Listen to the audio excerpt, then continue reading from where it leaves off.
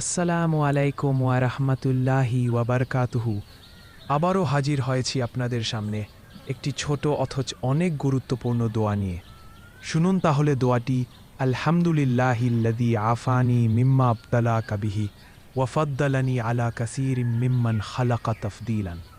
বাংলা অর্থ: সমস্ত প্রশংসা আল্লাহর জন্য, যিনি তোমাকে যে বিপদের দ্বারা পরীক্ষিত করেছেন তা থেকে আমাকে মুক্ত রেখেছেন এবং আমাকে তার অনেক সৃষ্টির ওপর শ্রেষ্ঠত্ব দান করেছেন।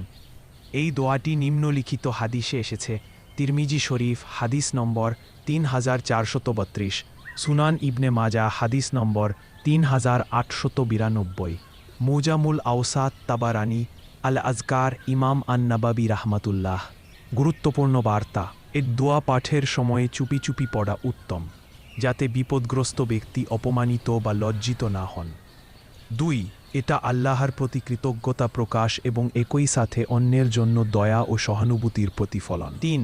এ দোয়া আমাদের মনে করিয়ে দেয় আমরা নিরাপদ থাকলেও সেটি আল্লাহর পক্ষ থেকে কোনো গৌরবের বিষয় নয়, বরং কৃতজ্ঞতা। ধন্যবাদ সম্পন্ন ভিডিওটি দেখার জন্য।